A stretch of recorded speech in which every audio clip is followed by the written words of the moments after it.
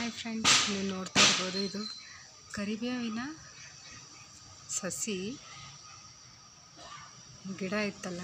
ಕರಿಬೇವು ಗಿಡದಿಂದ ಗಿಡ ಇದ್ದು ಸಸಿ ಇದರಿಂದ ಕರಿಬೇವು ಬೀಜ ಆಗ್ತಾವಲ್ಲ, ಅದರಿಂದ ತಳ ಬಿದ್ದು ಸಸಿನ ಆಗಿದ್ದು.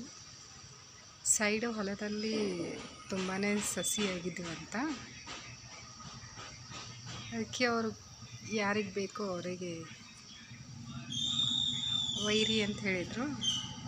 ಅದಕ್ಕೆ ದೊಡ್ಡದಾಗಿದೆ ಸಸಿ. ನಾವು ಕೂಡ ಒಂದು ಸಸಿನ ತಂದಿದ್ದೀವಿ. ದೊಡ್ಡದಂದ್ರೆ ಅಷ್ಟೊಂದು ದೊಡ್ಡದಿಲ್ಲ.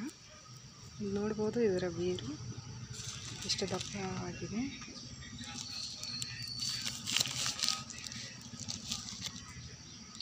ಒಂದು ಪ್ಲಾಸ್ಟಿಕ್ ಬ್ಯಾಗ್ನಲ್ಲಿ ತಂದಿದ್ದೀವಿ. ನಮಗೂ ಕೂಡ ಕೊಟ್ಟಿದ್ರು.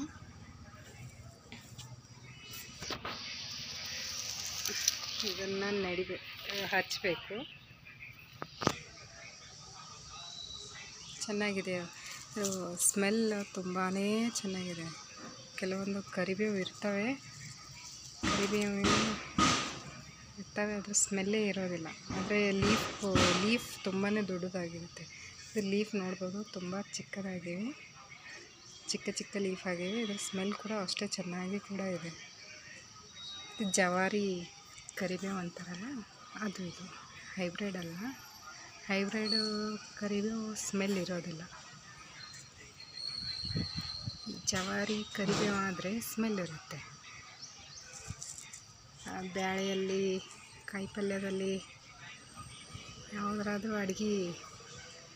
ಅಡುಗೆದಲ್ಲಿ ಹಾಕ್ತಿದ್ದೀವಲ್ಲ, ತುಂಬಾ ಸ್ಮೆಲ್ ಭಾಳ ಚೆನ್ನಾಗಿ ಬರುತ್ತೆ. ಹಾಗೂ ಹೆಲ್ತಿಗೂ ಕೂಡ ತುಂಬಾ ಬೆನಿಫಿಟ್ಟು. ಇದು ಕರಿಬೇವನ್ನು ಎಣ್ಣೆಯಲ್ಲಿ ಕುದಿಸ್ಕೊಂಡು, ಕೊಬ್ಬರಿ ಎಣ್ಣೆಯಲ್ಲಿ ಕುದಿಸ್ಕೊಂಡು ತಲೆಗೆ ಹಚ್ಕೋತಾರೆ. ಕೂದಲು ಕೂಡ ಕಪ್ಪಾಗಿ ಬೆಳೆಯುತ್ತವೆ ಅಂತೇಳಿ, ಉದುರೋದು ಕಮ್ಮಿ ಆಗ್ತವೆ ಅಂತೇಳಿ.